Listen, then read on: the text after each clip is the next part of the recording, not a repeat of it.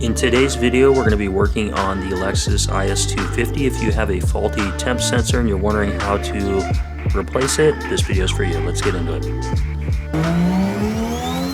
Video guys, we're going to be replacing the temp sensor in the IS250. Show you guys this here so you can see my temperature gauge is reading 0. So my sensor that's inside the engine is faulty and it's not reading at all, and this is going to be a very big issue, especially in the summer months as the car is out in like hotter weather and the fan needs to kick in order to regulate the engine's temperature. The fan won't know when to kick on, so that can be a serious issue, causing your engine to overheat, potentially causing you to blow a head gasket, warp your head, destroy your whole engine. So yeah, this little sensor, definitely replacement if you've got that type of stuff going on with your gauge. Also, if the ECU is not getting any type of engine temp sensor input readings, it could also cause your engine to either run lean or rich. So it's basically 100% necessary. It needs to be fixed and serviced. So in today's video, I'm going to show you how to do that.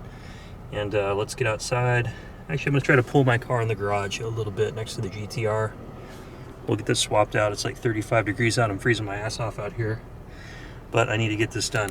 Got my car inside the garage where I'm not getting crosswinds blowing on me out in the driveway, but we're gonna have to remove some stuff. So I'm gonna remove this intake snorkel here, back to the throttle bodies, or just the single throttle body, and unbolt all that. I'm gonna take the battery out, and basically we need to get down to this area below the throttle body near the firewall, and that's where the temp sensor is. So I'm gonna go ahead and take this stuff off and catch back up with you guys here in a second. So coming into the engine bay, guys, you can see snorkel is out, which was right here, sitting on the floor. The battery is also out. Throttle body's disconnected. Just got the hardware sitting up top here. And let's see if I can get a little lighting down here for you guys. So this is what our temp sensor looks like. So we've got a plug on the back, got a plug on the back there, and then the front. Just gonna set the new one up here for now, but what we're looking for down here, if you peek down past the throttle body, there's that little rubber coolant hose with the yellow line and the hose clamp that you can barely see down there. So that's where we're trying to work. So that is the plug down here. You guys can see my finger moving, but it's right underneath here. So what we're gonna need to put this in is a deep socket. It's 19 millimeters, and you can see the connector just slides right in there. And you're gonna have to get a 3/8 inch wrench squeezed down in there. Moving the battery, I have access basically to reach kind of down and underneath down there. See, I've got my sockets. I've got an elbow down there, and I got it all the way onto the sensor, and the sensor's loose. So I'm gonna back it off, and I'll show you kind of what my socket, swivel extensions, and everything look like. So you can see I've got my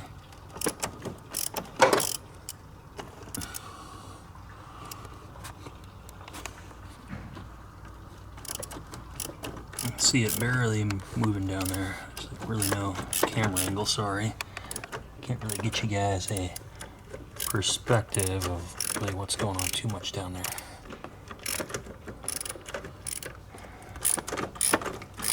But it looks like the sensor's out to me. Let's pull it up and out, and it is out, but it just fell down. But anyway, if you guys are wondering, I just got a deep socket with a little swivel extension, a little swivel joint, and then a couple more extensions, so that fits down, allows you to just turn that off. As you can see, I do have coolant leaking, so you need to kind of get the new one in as quick as possible. It does have a crush washer in there because it is a fluid reservoir into the engine, so I'm going to set that in there. Catch up with you guys. Sensor in there, and it's finger tight. I still got to torque it down. So I've just finished snugging it down, and keep in mind that's just a copper crush washer. It doesn't take that many foot-pounds, maybe like 8 or 10 foot-pounds. Refer to your factory service manual. I just snugged it down, and I'm gonna call it good. let's put this back together and I'll start it up for you guys. I'm just going to tighten down all these 10mm bolts on the throttle body. Okay, and then we've got a connector here. Unplug the throttle body to have it removed. Let's plug that back in. There we go. Let's go ahead and put our snorkel back in.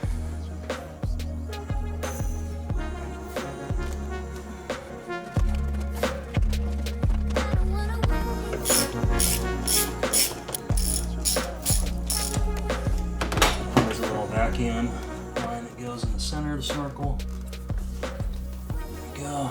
We got our hose clamp all tightened up here. That was a little vacuum line that goes in there, and then the upper hose clamp is on, so we're pretty much good to go.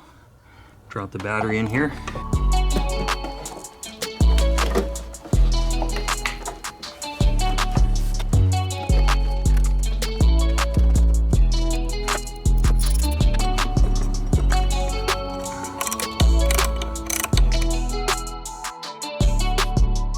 Is all put back together. This is the brand and the model number temp sensor I bought. I will have a link in the description down below if you want to order one on Amazon and just have it ordered and shipped to your house. They're anywhere from 20 to 80 bucks depending which one you buy.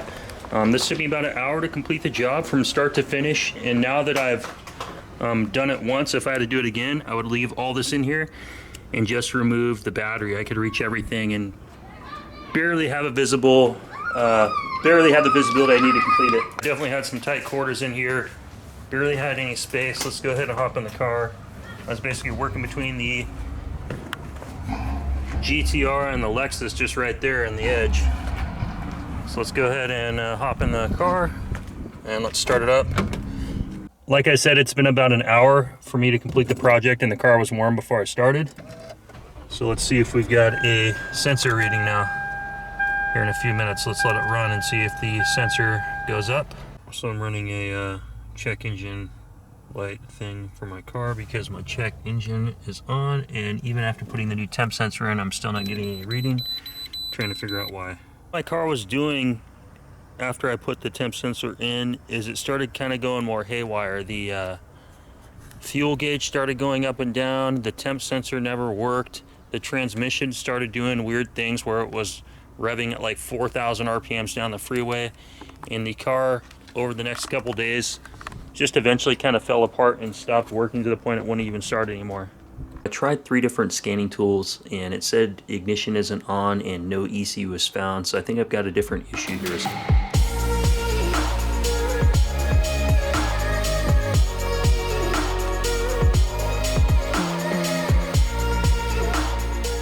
Well guys, this will be pretty much the end of today's video. We did get the Lexus started and everything runs, but the temp sensor doesn't come up like I showed. I stopped by Shucks, I stopped by AutoZone, and I tried like 3 different scanning tools.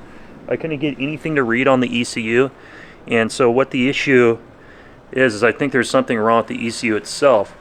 And then a few days later, the car stopped running and I couldn't get it to start in the driveway. I could disconnect the battery, let it sit for a little bit, plug the battery in, it would start and run for about 30 seconds and it would stall out. And with having all this other crap I had going on with my GTR, getting ready to pull the engine out, this is like, it's like a month and a half later. I haven't had a chance to touch this video because I've been busy. But with trying to get the Lexus into the garage, there's no room to work on it in here. I didn't want to work, I'm freezing right now, I'm trying to like starting to shiver. It's like 38 degrees out, but I didn't want to work on it in the driveway in the rain when it's like 32 degrees out. So I sent it to Greg's Japanese Auto out in Federal Way. I had to have a tow truck come pick it up and dropped it off at the shop so they could help me get it fixed up, and I pretty much knew where to look and where to start, and I had them help me because I just didn't have enough time with all these other projects going on. So if you want to catch up and watch that video with me, I will have a full tour of the Greg's Japanese Auto in Federal Way, and I'll show how we got the car fixed. But I hope you guys enjoyed today's video on how to change the temp sensor on a Lexus IS250. If you did, give the video a thumbs up. Leave me some comments down below. Let me know what you guys think. One thing you guys will probably notice is I'm filming on a mirrorless 4K Sony A7 IV, And the video and sound quality is way better than the old tunnel vision. You guys can see so much more behind me. So if you guys like the better video quality, also smash the thumbs up and subscribe to the channel. We're on our quest to 10,000 subs. We're trying to make as much revenue as we can to finish the RB26 Nitto 2.8 stroker kit. All you guys got to do to help me out is thumbs up, subscribe, and share the video. I'd appreciate it. Thanks, guys. And I will see you guys on the next video touring Greg's Japanese Auto here in Federal Way. And until next time, you guys take care. Have a good one.